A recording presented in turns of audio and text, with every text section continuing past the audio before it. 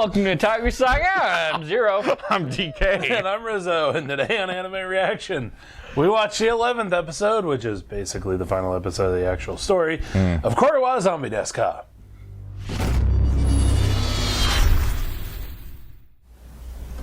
If you want to check out our reaction to the 11th episode of Zombie Desu, hit that link in the description below. And be sure to give us feedback in the comment section because we love hearing from you. And as always, if you like what you see, subscribe to Otaku Saga, and don't forget to like and share our videos. And thanks for watching. So, this episode of Zombie Desu. Well, you know, after the events of last episode, it was really up to the girls to pick up the pieces. Rah. I should kick you off the set for that. Man, I thought my jokes were bad. That was pretty bad.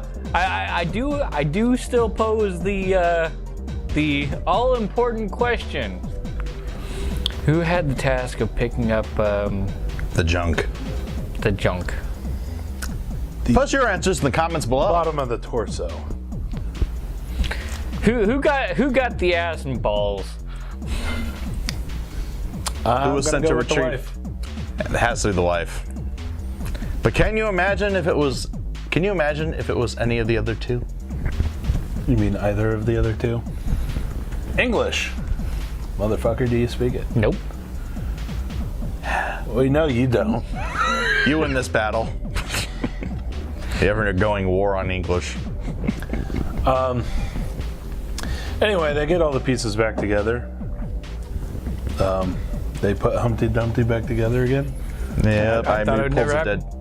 Aimu pulls a Deadpool with the limbs kind of. But he doesn't wake up because, well, he has some mental issues to work through. Naturally. And a coma is the best way to work through mental issues. It hurts. It hurts a lot being told that basically you're not going back to you because this guy basically has some shit on me. Yeah. But surprisingly, Haruna actually helps him through his mental issues. Very surprisingly. Mostly by luck, I assume. Pure. Yeah. In case you haven't realized, I really don't like Haruna that much. Well, it was that one episode where she just flipped off. The first time they meet the King of the Night. That episode. I think it was the episode right before that, but it was on just her bitch cycle. Oh my god! Right, everyone the fuck over. It's got a sound too. Bitch. I think you joked on him. Yeah, I love that joke. You've ruined us. But yeah, that was I mean, even when she does good in this episode, all I can think of is that other episode where she was a total bitch. An absolute bitch. she will probably never get over that. Yeah. Oh, we will probably never get over that. We will never forgive her for that. Probably not. I'd that want her was to, really but bad. I'd want her to get over it for the sake of character development. But honestly, I'm not holding my breath. Yeah, that was really bad. Yeah. Like in this episode,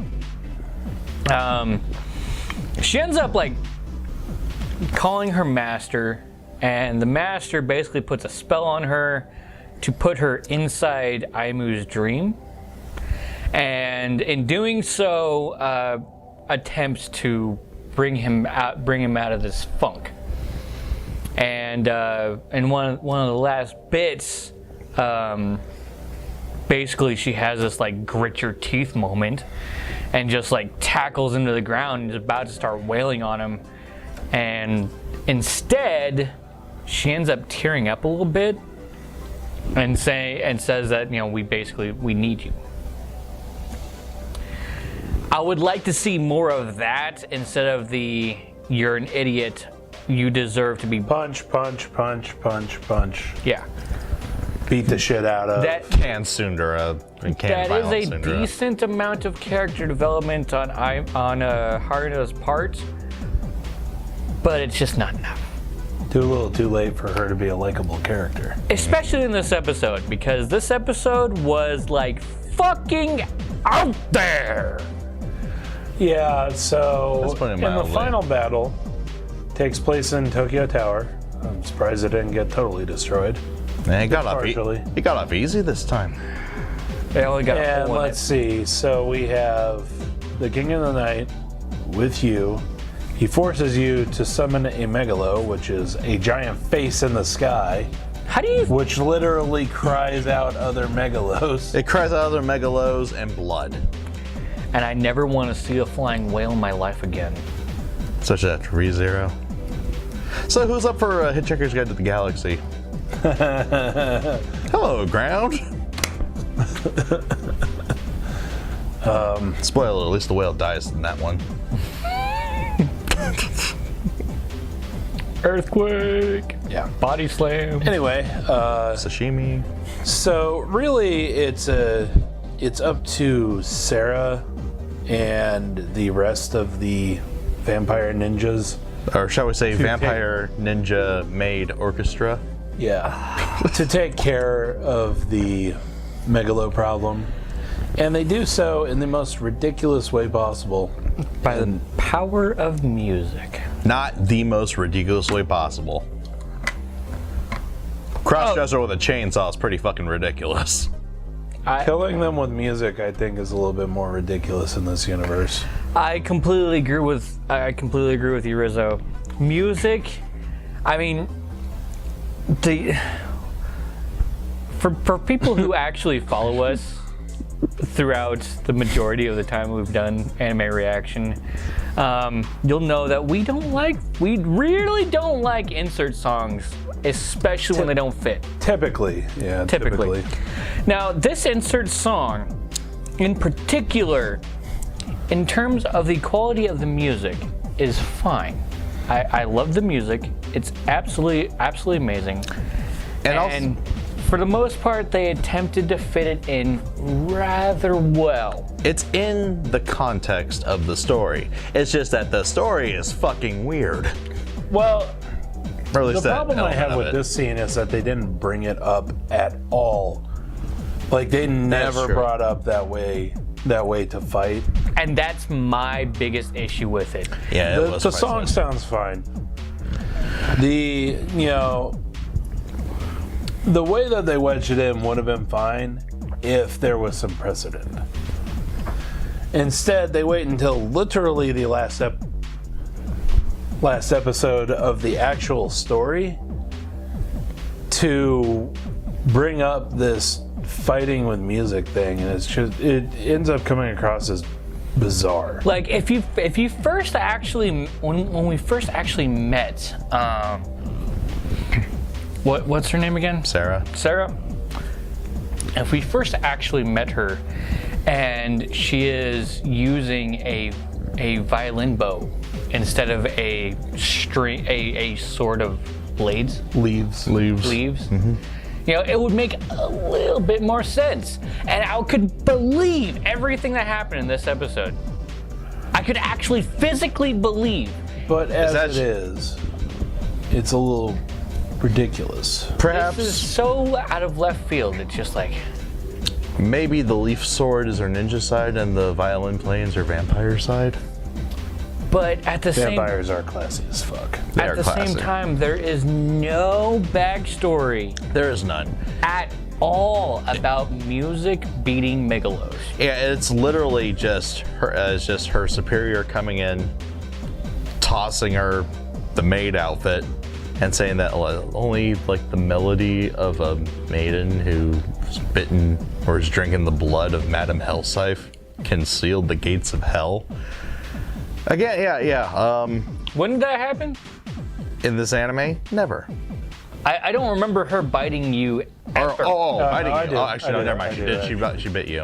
I thought you were talking about Did like it in when it an was. earlier episode. I thought you were talking about like when Okay. like the sealing of hell and all that happened. So I guess that kind of makes sense, but then now we have the other part, which is the music has never been incorporated in this anime. Yeah, like you said, it's just so far out of left field. It's Then again, frankly retarded. okay. Also, I have another a contender for most ridiculous way to slay Megalo: pork ramen. That I can still believe. It's a substance you can pour on them, and maybe they're just allergic to it. Exactly. It's Well, something it's, that's... they did explain how it works. Because basically the ramen the ramen broth itself is imbued with magic, which is why it's so tasty. Ah, damn it! Now I know. damn it. I sealed my own fate. Now, obviously, this music is imbued with magic, but again, where's the backstory? Where is the foundation that this is based off of? It's this random thing kills big monster. And how did Ceres, of all things, know how to use a violin in order to do this? Yeah. Vampire school? All right, moving past the Vampire Ninja Orchestra, we have Vampire Ninja Maid Orchestra. oh yeah, they all have to be maid outfits, you know. Because it just It's integral to the plot. no, that's a different kind of magic right there. So much so that the leader Levitation. is willing to back off of the ban of Ceres in order to hand her a maid outfit and tell her all this stuff just to make this possible. Anyway, going inside of Tokyo Tower here. So basically Ayumu starts to fight the King of the Night and gets completely owned because the King of the Night just uses his mist to teleport Ayumu to different locations. Like just past him or into the fucking window.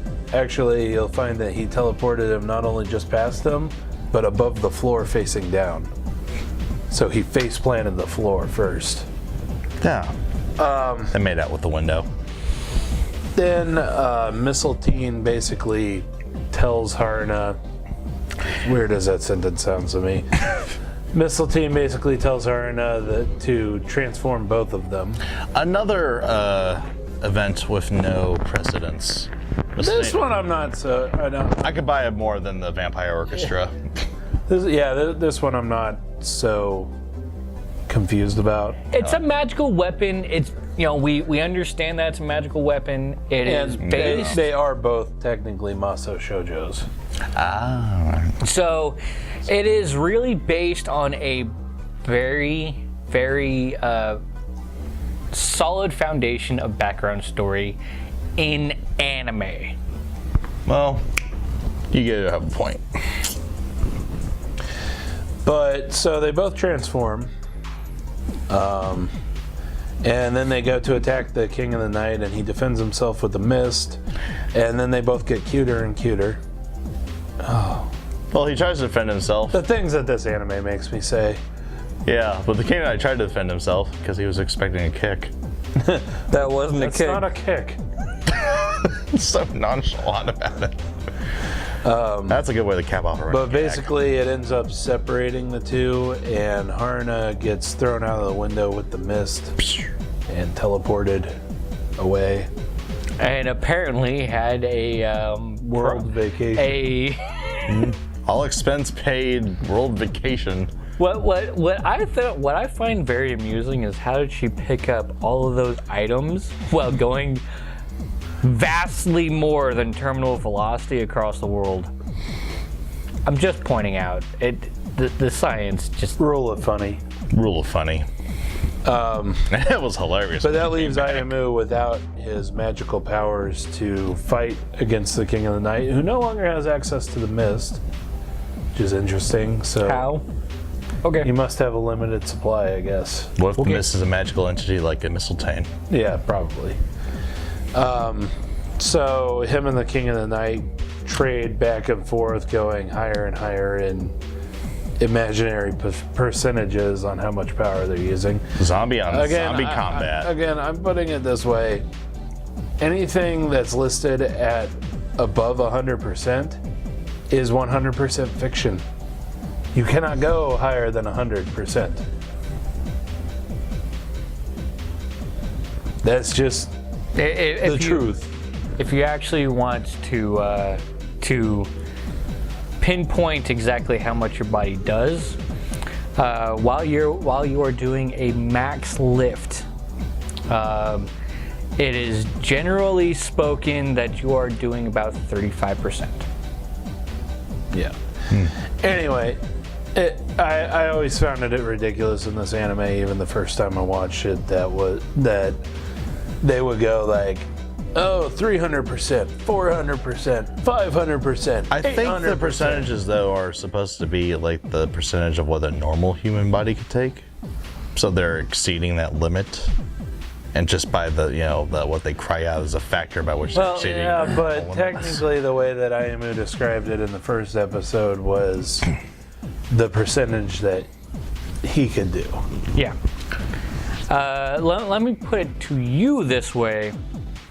If I was to force my bicep to go 100%, I would have to force my tricep and other muscles down here to do the same, and doing that would actually crush my joint at the elbow, because the human body actually exerts Probably that much snap force. your tendons too. Yeah, because the human body can exert that much force. It can exert a lot of force when actually trained properly and stuff like that. But that's like in the first episode when he did like a 100% punch and he ended up like shattering his arm. But here he does 100 or 800% punch, and all that he ends up doing is beating the ever living shit out of the King of Night. Putting his hand through his fucking skull. He got handed him.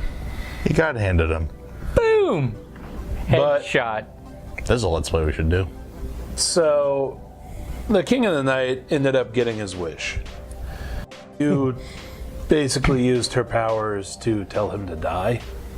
Or to take away his good. own life. Yeah, to take away his own life. And then we finally get to hear you speak. She is so cute. I know. Then we basically get a happy ending. We get a happy ending and a in-episode preview for what sounds like a hot springs episode. Swimsuit! Swimsuit! Swimsuit! Swimsuit! Oh, you ain't seen nothing yet. Oh shit. That's all I'm gonna say about that. Oh, next week, you guys are in for a treat then. Bow wow. You guys are in for a treat. We all I bet a are. majority of them have already seen it. True. Anyway, so let us know what you thought of the anime, what you thought of our reaction in the comment section below. Yep. Thumbs up if you like it. Thumbs down if you don't. But that's gonna do it for this episode of Anime Reaction. I'm DK. I'm Zero. And I'm Rizzo. See you next time.